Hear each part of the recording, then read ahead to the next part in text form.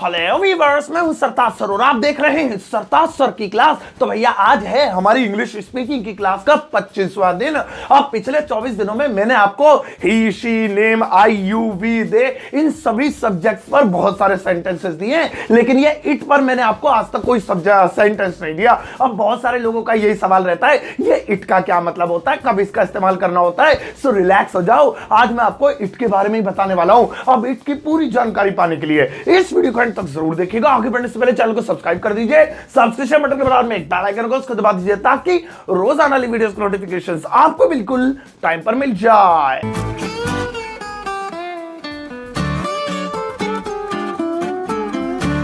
तो चलेगा, शुरुआत करते हैं इस वीडियो की और आज 25वें दिन सीखते हैं इट का पूरा इस्तेमाल। अब सबसे पहले मैं आपको इट की हिंदी बता देता हूं। इट की हिंदी होती है यह है। अब दिस का मतलब भी यही होता है, यह है, लेकिन दिस और दैट के बारे में हम फिर कभी बात करेंगे। आज इट के बारे में बात कर रहे हैं, उसकी कंडीशन थोड़ी सी अलग है।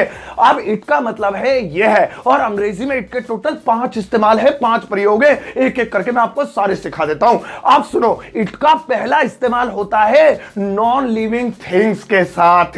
नॉन लिविंग थिंग्स यानी कि निर्जीव वस्तु जिसमें जान ना हो, जो सांस ना लेती हो, जैसे मोबाइल, टीवी, पंखा, कूलर और छत है और जमीन है और आपका फर्श है। ये जितनी भी चीजें हैं नॉन लिविंग, उसके साथ इट का इस्तेमाल करते हैं। अगर हिंदी में इनके लिए यह आए तो अब जैसे मुझे कहना है मुझे आईफोन पसंद है क्योंकि यह एक महंगा मोबाइल है। अब यहां पर देखो यह शब्द आ रहा है, तो चलो बनाते हैं। मुझे आईफोन पसंद है, लाइक आईफोन। अब आई लाइक आईफोन मैंने इसलिए कहा क्योंकि ये तो पसंद है, पसंद करता हूं, ये तो हटा लो।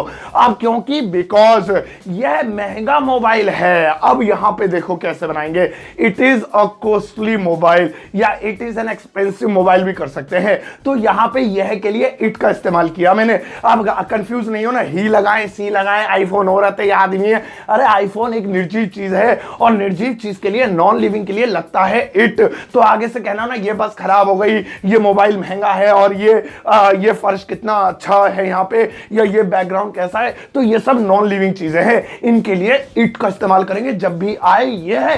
अब इट का दूसरा यूज देखो। अब भैया इट का दूसरा इस्तेमाल है एनिमल्स के साथ। अब नॉन लिविंग के अलावा इट का इस्तेमाल एनिमल्स के लिए भी किया जा सकता है। अब जैसे मुझे कहना है यह एक खतरनाक कुत्ता है। अब यहां पे यह लिखा हुआ है। अब इसके लिए आप सोचना मत ही लगाएं क्योंकि कुत्ता है, फीमेल डॉग होती तो शी लगाते, कुछ लोग लगा देते हैं, लेकिन ग्रामेटिकली एनिमल्स के लिए इट का इस्तेमाल होगा। यह एक खतरनाक कुत्ता है, इसे इंग्लिश में बोलेंगे it is a dangerous dog. देखा कितनी आसानी से बन गया और अब तुम्हें समझ में भी आ गया होगा। नेगेटिव तो it is not a dangerous dog. वैसे बहुत देर से हम ये डॉग डॉग कर रहे हैं। वैसे भी आजकल कुत्तों की तादाद कुछ ज्यादा ही बढ़ती जा रही है। कभी ये प्रियंका को काट लेते हैं तो कभी निर्भया को काट लेते हैं। अब हमें लगता है, हमें क्या, मुझे लगता है कि समाज को मिलकर इन कुत्तों का इलाज करना पड़ेगा। मैं तो कह रहा हूं कहीं चौराहे पे कोई कुत्ता दिखे ना, तुम्हें लग रहा है कि चलती हुए को घूर रहा है, तो वहीं 4-5 बुजुर्ग मिलकर उसकी ठुकाई कर दो अच्छे से। कसम से कुत्तों की ठुकाई करने पे तो कोई कानून, मतलब कोई केस वेस भी नहीं बनता है। अच्छे से सुताई कर दो, कह दो जी भौंक रहा था, चल तो वो को घूर रहा था।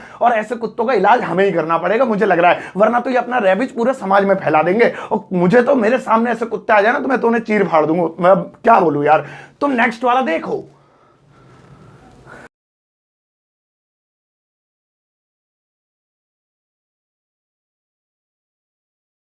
और भैया इट का नेक्स्ट इस्तेमाल है यंग चाइल्ड के लिए, यानी बच्चों के लिए। बच्चे मतलब छोटे छोटे बच्चे, मेरे बराबर के बच्चों की बात नहीं हो रही है, मतलब बेबीज जो होते हैं, किड्स जो होते हैं, उनके लिए भी इट का इस्तेमाल किया जाता है। अब जैसे मुझे कहना है अरे ये बच्चा बड़ा प्यारा, बड़ा खूबसूरत बच्चा है, किसका है ये? यह बच्चा बहुत सुंदर है, तो इसे इंग्लिश में कहेंगे it is a beautiful child या it is a beautiful baby. और हम जैसे कह सकते हैं ये मेरा बच्चा है, ये, और हाथ मत लगा, काला, काले हाथ हो रहे, काला हो जाएगा वो, तो इसे कहेंगे it is my kid, it is my baby, it is my child, ऐसे आप बोल सकते हैं। तो छोटे बच्चों के लिए आप जैसे यह का प्रयोग करना चाहते हैं तो वहां पर ही या शी नहीं लगाते, वहां पर लगाते हैं it.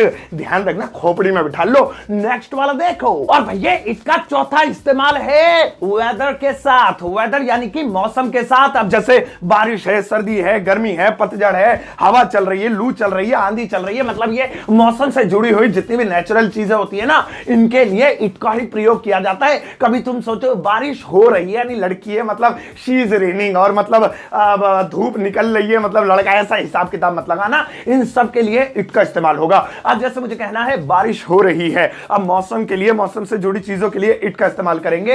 It is raining, ING लगाया क्योंकि राहें रही वाली बात हो रही है, और रेन मतलब बारिश, और रेन मतलब बारिश होना भी होता है, इसलिए होने के लिए अलग से कुछ नहीं लगाया। और जैसे मुझे कहना है गर्मी है, भाई गर्मी है, इट इज हॉट, या अरे सर्दी है, इट इज कोल्ड, हवा चल रही है, हवा चलने को ब्लो बोलते हैं, हवा चल रही है, इट इज ब्लोइंग, अब आईएनजी लगाना पड़ा। तो मौसम से जुड़ी चीजों के लिए इट का इस्तेमाल करते हैं। इट का लास्ट वाला प्रयोग देखो और होमवर्क लेके जाना, कभी लास्ट वाला देख के भाग लो, बहुत सारी वीडियो है अभी। और भैया इसका लास्ट इस्तेमाल होता है टाइम के साथ। अब टाइम कौन कौन से ये देख लो, और वैसे भी चरखी बनी तुम्हें नजर आ जाएगी। टाइम मतलब दिनों के नाम के साथ, महीनों के नाम के साथ, साल के नाम के साथ, जन्मदिन के नाम के साथ, त्योहार के नाम के साथ, और मौसम के नाम के साथ, इन सब के साथ इट का प्रयोग करते हैं। और इनमें से किसी भी एक जगह अगर तुमने इट नहीं लगाया तो समझ लो फिर कोई फायदा नहीं है तुम्हारा वीडियो देखने का। इंग्लिश अच्छी सीखो, इट का इस्तेमाल करना। दिनों के नाम के साथ, आज सोमवार है, वैसे भी आज सोमवार ही है, पता नहीं अब तुम कौन से दिन ये वीडियो देखोगे, तो इट इज मंडे टुडे।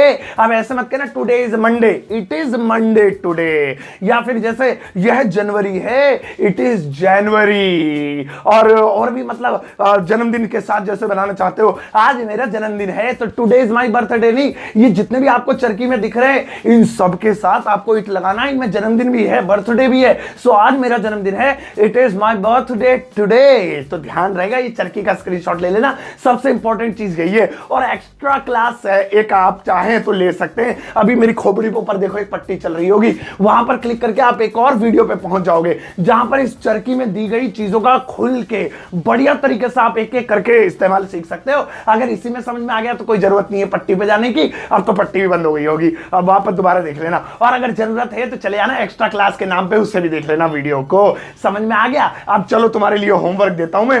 अरे यार मैडम होमवर्क लगाओ इनके लिए, इट के रिलेटेड लगा दिया। अब देखो यहाँ पे मैडम ने, सॉरी मैंने लगाए, यहाँ तुमने लगाए, मैडम ने लगाए कितने बढ़िया बढ़िया आपके लिए सेंटेंसेस। अब भैया इन सेंटेंसेस की इंग्लिश आप बनाना, और इन सब में इट लगेगा, ये भी मत भूलना। पहले अपनी नोटबुक में बनाना, फिर इस वीडियो के कमेंट बॉक्स में जाके कमेंट में लिख देना, मैं लाइक कर चेक कर दूंगा। कोई गलती करोगे तो कमेंट में आपको बता दूंगा, और वेरी गुड के बदले आपको हर्ट देकर जाऊंगा। और कोई होमवर्क मेरी नजरों से छूट जाए, क्योंकि मैं अकेली जानू, सारे होमवर्क हजारों चेक करने पड़ते हैं, सो कोई बात नहीं, रिलैक्स हो जाया करो और दोबारा पोस्ट कर दिया करो, क्या पता मैं जब चेक कर लूं। ठीक है, तो ये थी आज की वीडियो इट के प्रयोग के बारे में। आई एम श्योर इन 5 जगहों पे आप आगे से इट लगाएंगे और उसका सही इस्तेमाल आप जरूर करेंगे। और यार इस वीडियो को सबके साथ शेयर कर दिया करो, कितनी बार कहलवाते हो। और सबको बताओ कि इंग्लिश स्पीकिंग का पूरा फ्री कोर्स यहाँ पर यूट्यूब पे अपलोड हो रहा है, और डे बाई डे वीडियोस आ रही हैं, और आप इससे बेहतरीन बेसिक टू एडवांस इंग्लिश सीख सकते हैं। कल की वीडियो बेहतरीन वीडियो लाऊंगा, इस वीडियो को एक प्यारा सा लाइक देकर जाना।